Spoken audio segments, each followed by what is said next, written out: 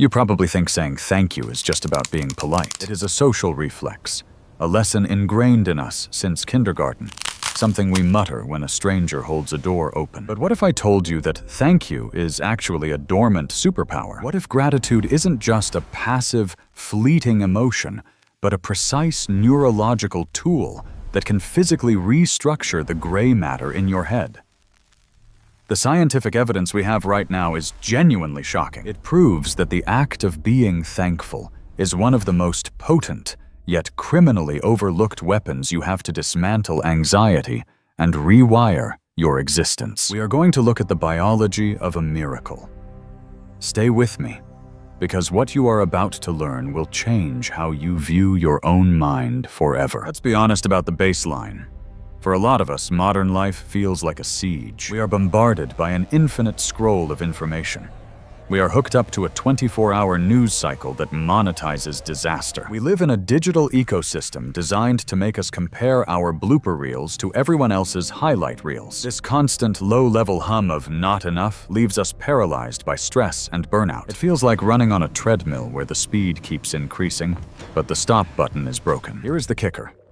This misery isn't just cultural, it is biological. Your brain was not designed to make you happy.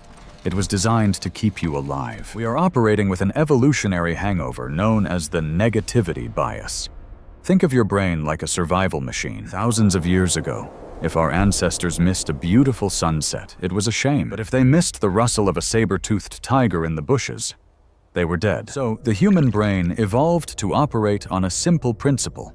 It is like Velcro for bad experiences and Teflon for good ones. We hold on to the danger, the insult, and the mistake, and we let the compliments and the joys slide right off. In the ancient world, that saved your life. In the modern world, it is ruining it. The tigers today aren't predators. They are email notifications, bills, social awkwardness, and the fear of missing out. But your brain treats them with the same chemical urgency. We get stuck in mental ruts, replaying arguments in the shower, obsessing over the one negative comment out of 100 positive ones. And what is our solution? We try to fix this internal rot with external paint. We chase the promotion, we buy the car, we seek the validation. We try to solve a biological problem with a material solution. And it never works. But there is a way to hack the system. There is a way to override millions of years of evolutionary programming. This is where gratitude stops being a greeting card sentiment and starts being a spiritual and biological weapon. I am not talking about a vague feeling of, oh, that's nice. I am talking about gratitude as a rigorous athletic discipline. It is the difference between owning a gym membership and actually sweating under the bar. One is a nice idea, the other tears down muscle to build something stronger. Robert Emmons, one of the leading scientists in this field, defines gratitude as a two-part recognition. First, it is the admission that there is goodness in the world. Second, and this is crucial, it is the humble understanding that the source of this goodness is outside of yourself. It is an admission that you are not the center of the universe. When you make this shift, you are engaging in a battle against your own biology. You are forcing your brain to stop scanning for threats and start scanning for blessings. You are moving from a mindset of scarcity, I don't have enough, to a mindset of abundance. And when you do this, you set off a chemical firestorm in your brain. Think of your brain like a dense, overgrown forest. Your thoughts are the travelers. When you obsess over negativity, you are walking the same path every single day. You tramp down the dirt, you cut back the branches, and eventually, that path becomes a highway. It becomes the path of least resistance. That is why being anxious feels so easy.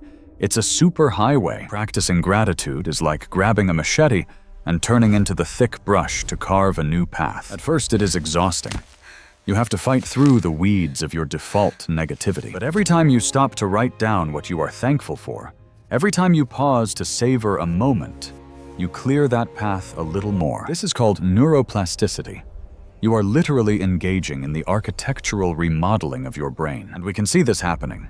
With fMRI technology, we can watch the brain light up. When you practice gratitude, you activate the medial prefrontal cortex.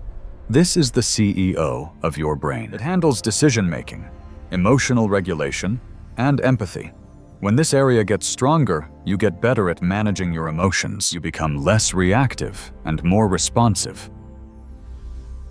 But it gets better.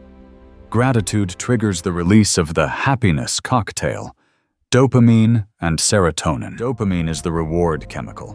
Usually we get it from sugar or social media likes, but when you look for things to be grateful for, your brain gives you a hit of dopamine. It feels good. This creates a positive feedback loop.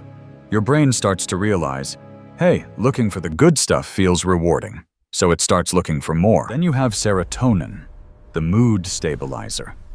This is the chemical that antidepressants try to regulate. Gratitude boosts serotonin naturally, helping to lower anxiety and create a deep sense of well-being. The famous neuroscience saying is, neurons that fire together, wire together. By consistently firing the gratitude neurons, you are physically wiring your brain to be happier. You are strengthening the connection between the prefrontal cortex and the amygdala, the brain's fear center. A strong gratitude practice literally calms down your fear response. You become biologically more resilient to stress, and the benefits spill out of your head and into your life. The research is undeniable. We have seen studies on Vietnam War veterans where higher levels of gratitude correlated with lower rates of PTSD. Think about that. The ability to find the light, even after seeing the ultimate darkness, protected their minds. It affects your body. Gratitude lowers cortisol, the stress hormone that wrecks your immune system and spikes your blood pressure. It improves sleep efficiency. Studies show that spending 15 minutes writing down what you are grateful for before bed helps you fall asleep faster and stay asleep longer because you aren't lying there ruminating on problems. So how do we do it?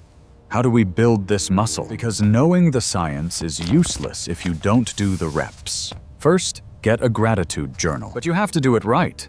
Don't just write, "I'm thankful for my coffee." That's lazy. Your brain will get bored. You need specificity. Right.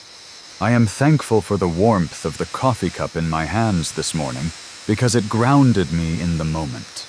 The because is the magic. It forces your brain to relive the experience. Second, try the narrative protocol.